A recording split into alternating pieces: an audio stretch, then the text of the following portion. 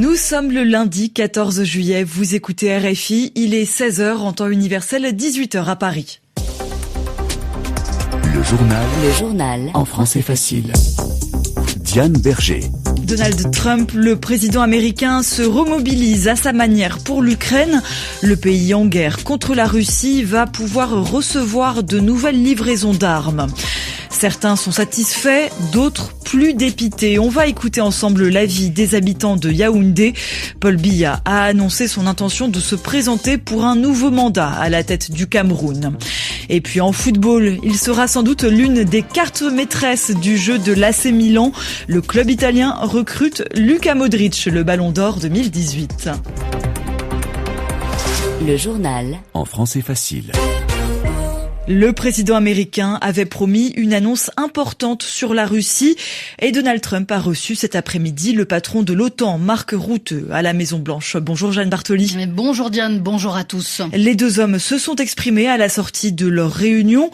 Donald Trump a dévoilé une nouvelle stratégie pour armer l'Ukraine. Je suis très mécontent de la Russie, la déclaration de Donald Trump tout à l'heure à la sortie de sa réunion avec Mark Rutte. Le président américain menace les alliés de la Russie de droits de douane très sévères si aucun accord n'est trouvé avec l'Ukraine d'ici 50 jours. Donald Trump qui dévoile ensuite sa principale annonce. On s'est mis d'accord aujourd'hui, on va leur envoyer des armes et ils vont les payer. Les États-Unis ne vont pas dépenser un centime, il n'y aura aucun paiement de notre part. On ne les achète pas, on les fabrique et ils vont les payer. Au volant de son taxi, Didier rencontre le président américain qui déclare que les membres de l'OTAN sont en mesure d'acheter ces armes pour l'Ukraine puisqu'ils ont augmenté leur contribution au sein de l'organisation. Mark Rutte, le patron de l'OTAN, prend ensuite la parole pour citer un certain nombre de pays qui pourraient acheter ces armes pour ensuite les fournir à Kiev. Il cite notamment l'Allemagne, la Finlande, le Canada, la Norvège, le Royaume-Uni ou encore le Danemark. Mark Rutte évoque du matériel de défense aérienne, des missiles ou encore des munitions. Jeanne Bartoli. L'Union européenne, elle, se prépare aux droits de douane américains. La Commission a présenté aujourd'hui une liste de mesures possibles contre Washington pour cibler plus exactement 72 milliards d'euros de marchandises américaines. La Maison-Blanche veut ajouter 30% de taxes sur les produits européens importés aux États-Unis et cela à partir du 1er août. Paul Biya a mis fin au doute. Le président du Cameroun a annoncé se présenter à nouveau à un 8e mandat à la tête du pays. Après 43 ans passés au pouvoir, l'annonce fait beaucoup réagir au Cameroun. Reportage à Yaoundé de Polycarpe et Somba. Au volant de son taxi, Didier rencontré dans les rues de Yaoundé est plutôt amer. Écoutez, moi j'ai 32 ans, je suis chauffeur de taxi. Je suis né, ce monsieur était déjà président. Moi voici qui vieillit déjà. Ce monsieur est toujours président, il est toujours là. On voit les mêmes choses, on vit les mêmes misères, la même réalité. Qu'est-ce qu'un papa de cet âge peut encore donner? À l'opposé, Eli Olama, un jeune opérateur économique qui se revendique biaïste, ne peut cacher sa satisfaction. Moi, personnellement, en tant que jeune Camerounais, je suis satisfait.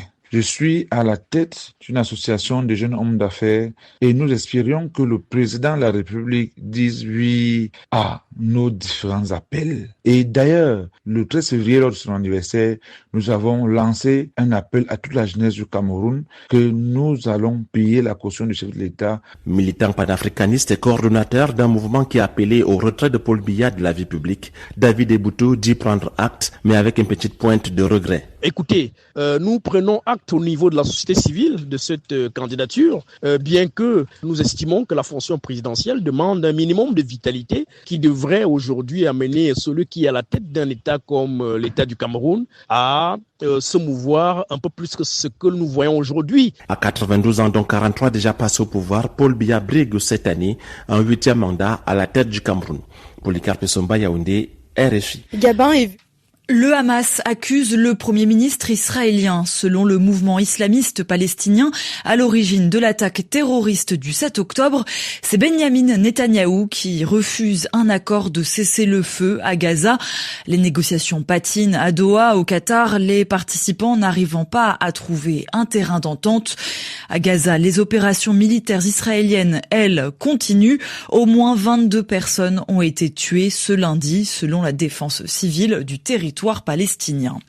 Nouvelle vague de violence entre communautés en Syrie. Les forces syriennes ont envoyé des renforts dans la province de Soueïda, dans le sud du pays. La région touchée par des combats entre bédouins sunnites et druzes, des membres d'une minorité religieuse proche de l'islam. Selon l'OSDH, l'Observatoire syrien des droits de l'homme, 89 personnes au moins sont mortes en 2 jours. Israël, qui dit protéger les druzes, a annoncé de son côté plusieurs frappes contre des chars des forces gouvernementales syriennes. La patrouille de France a coloré le ciel de Paris du drapeau bleu, blanc, rouge. Ces jours de fête nationale en France, comme chaque 14 juillet, l'armée a défilé dans la capitale du pays.